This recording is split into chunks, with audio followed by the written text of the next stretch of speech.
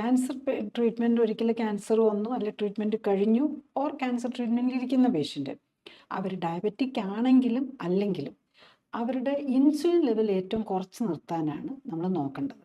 അപ്പോൾ അതിലാണ് HOMA M R ടെസ്റ്റിൻ്റെ ഇമ്പോർട്ടൻസ്.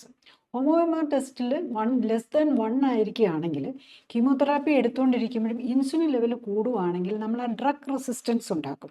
അതായത് പല കീമോതെറാപ്യൂട്ടിക് ഏജൻസും റെസിസ്റ്റൻ്റ് ആകുന്നു.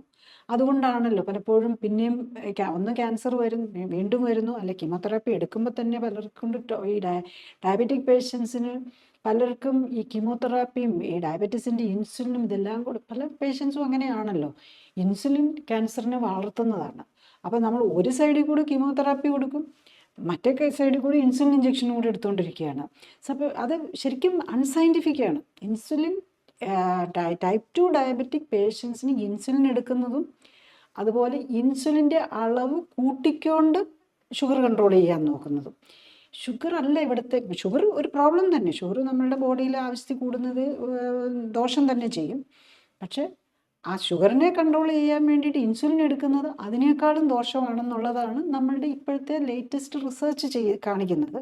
പക്ഷേ എന്നാലും നമ്മളുടെ ആ പ്രാക്ടീസ്, ആ മെഡിക്കൽ പ്രൊഫഷൻ ചെയ്തുകൊണ്ടിരിക്കുന്ന ആ പ്രാക്ടീസിൽ ഇന്നും പ്രോട്ടോക്കോൾ ചേഞ്ച് ചെയ്യാനായിട്ട് നമ്മളുടെ അധികാരികളോ പ്രൊഫഷണൽസോ ആരും അതിനകത്ത്, കാരണം പ്രൊഫഷന് അതിൻ്റെ ലിമിറ്റേഷനുണ്ട്. ഡോക്ടേഴ്സിന് ചില പ്രോട്ടോക്കോളുകൾ അനുസരിച്ച് മാത്രമേ പ്രാക്ടീസ് ചെയ്യാൻ പറ്റുള്ളൂ.